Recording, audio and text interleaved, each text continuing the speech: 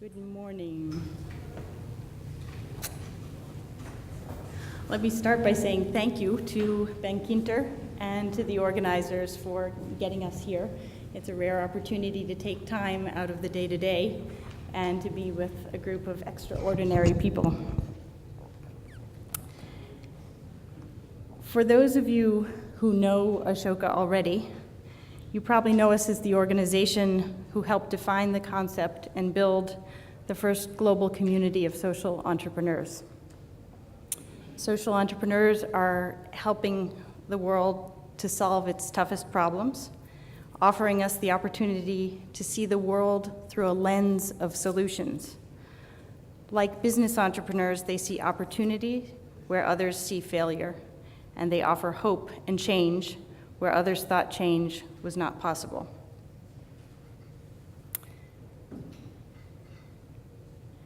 For 27 years, we've been electing leading social entrepreneurs, and we define our vision as building a world where everyone is a change maker, a world that can respond quickly and effectively to social challenges.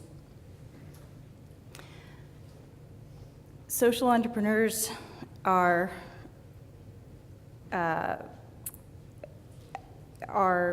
what Ashoka defined as early as 1981. It was founded by William Drayton, who believed that the most leveraged way to invest in social change was to find remarkable individuals who had a new system change idea, and to support these individuals personally so they could take time out to pursue their idea full time. By system change, we don't mean building a school or a hospital, but rather changing the way children learn or the way healthcare is delivered at a continental, national scale. Bill Drayton's genius was in part recognizing that in order to understand where the world is going, you need to understand early stage innovation as a predictive factor for future trends. Over 27 years, Ashoka has built up a global network and an institution to do just that. So what is our framework for creating this change? It's simple. We do what we started doing 27 years ago by creating and developing a series of methodologies to surface innovation and to support our innovators. We build this community so they can learn from and support each other, and in doing so, persist.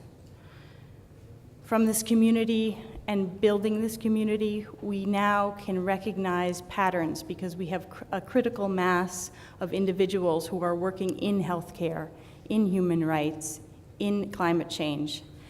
And together, we can then take the next step to support global change collectively. So who helps us create this change? There are multiple stakeholders.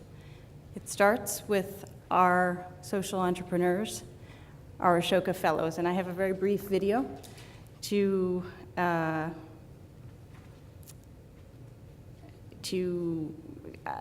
introduce some of these people to you. We have over 2,200 fellows from more than 65 countries around the world. In Brazil alone, where we started 20 years ago, we have over 300 Ashoka Fellows, leading social entrepreneurs. And if you look at the major social trends in Brazil, I will hazard a guess that there will be social entrepreneurs and a social entrepreneur or a group, more likely a group of social entrepreneurs who are at the center of these trends. In Spain, we began electing and sourcing social entrepreneurs 4 years ago. We have 14 individuals in Spain, several of whom are already collaborating with their Ashoka colleagues in other parts of the world, bringing ideas and innovations from Spain to the Middle East, to Ireland, to Latin America, and bringing innovations and ideas from those places back to Spain. I'll roll a brief video now.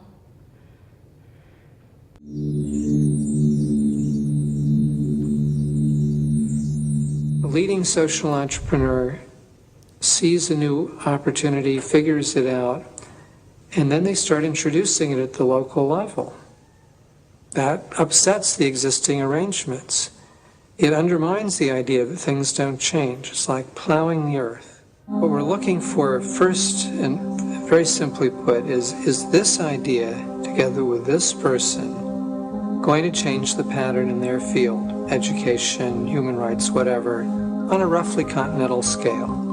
Ashoka's real power is that it is a many-faceted community. It enables these ideas and change-makers to weave together, to do far more together than they could alone. This community without borders is also building business society bridges that will have extraordinary impact.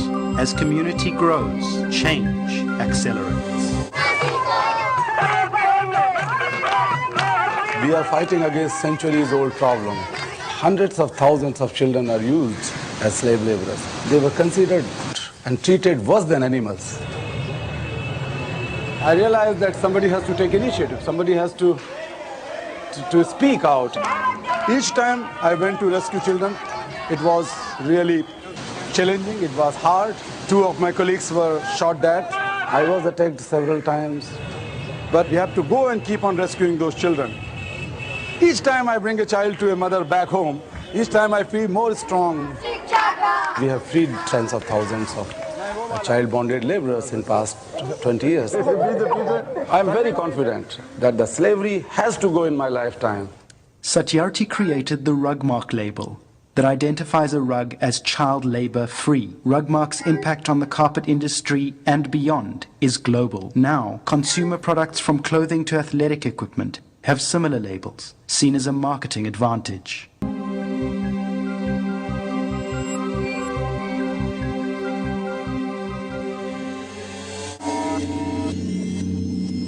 In 1993, I had a dream. I saw our poor youth using computers and find solutions for their problems through the computers. People said, Rodrigo, you are crazy, because poor people have the mind of poor people and they never can use in computers. I started an organization called CDI, Committee for Democracy in Information Technology.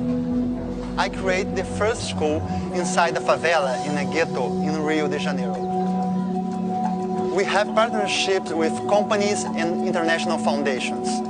They give money, computers, and technical skills. We have 106 CDI schools in 17 Brazilian states. Over 50,000 poor youth learn information technology with us.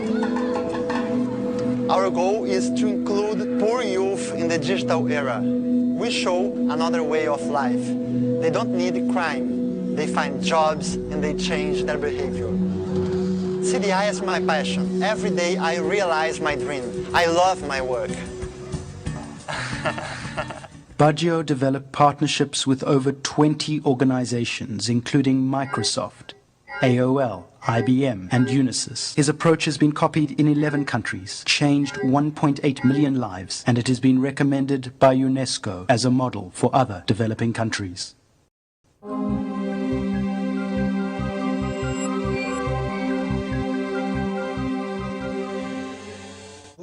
Good morning, I'm Periris. I'm a cartoonist and restorative architect. Our national heritage is our memory. It's the best that we have. There are national monuments that have fallen into disuse. They're buildings of our history that have had different uses. And now, we can turn them into something useful and an engine for economic and cultural growth. Army barracks, convents, castles, monasteries, factories, etc.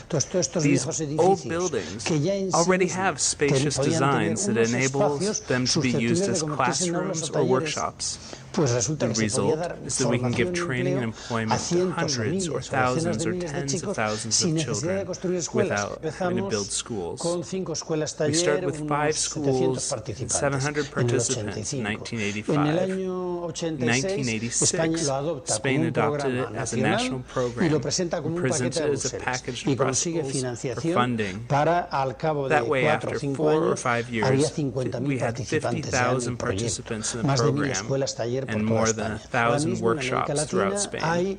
In 1992, we jumped to Latin America, where there are 30 or 40 of these schools and around 4,000 participants. And we will start 5 schools in Senegal, Mali, Nigeria, and Mauritania. Ashoka measures the entrepreneur's impact 5 years after their launch. Is the work continuing? Have other institutions copied the innovation? Have they changed national policy? As these people and their ideas succeed, they become role models, encouraging many others to care and to act. More importantly, as their innovations enter one local community after another, they break up old patterns and provide user-friendly new approaches. Nothing could be more conducive to the multiplication of local changemakers, whose successes in turn encourage more local changemakers. They change patterns that resisted change. They build enabling frameworks that support action by other citizens and entrepreneurs. Collaborating through Ashoka, these leading social entrepreneurs are creating a world where everyone will be a change maker.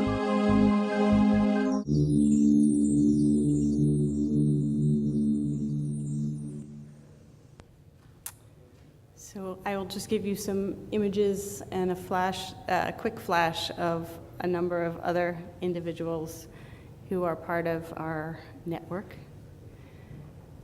One of Ashoka's methodology in sourcing social entrepreneurs, there's a key criteria and a selection process that is uniform across the globe.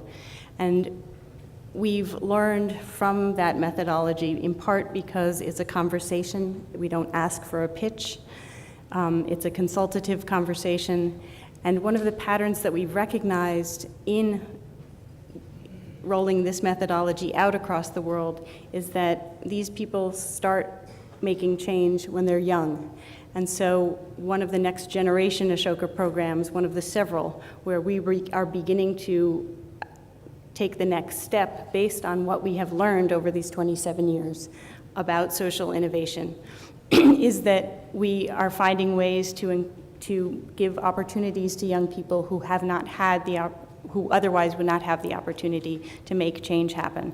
And in doing so, we'll ensure that there are more of these individuals who are adults. At this moment in history, we understand painfully that many of the old ideas have failed. And we have experienced over the last 6 months a significant uptick in individuals and different kinds of stakeholders across sectors who are asking us what it is we've learned and how individuals and social change the world and how social change happens. We know that they don't do it alone. We know that social entrepreneurs need other change makers to help them spread their ideas and to inspire a next generation to act and do better. We know companies need change makers to stay competitive, and we're partnering with companies to help them do just that. Universities are coming to us in order to respond to student demand asking universities to ensure that they have opportunities in coursework, in extracurricular activities to understand how social change is happening. I'll say a little bit more about how we go about measuring our impact and the change that we create in the world.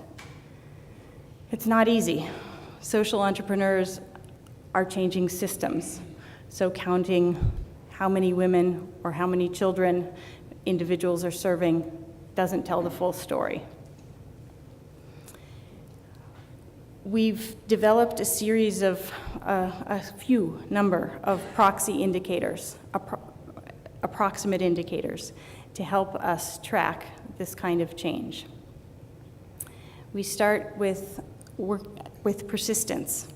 Is this person continuing to pursue the vision and the change they set out to do so?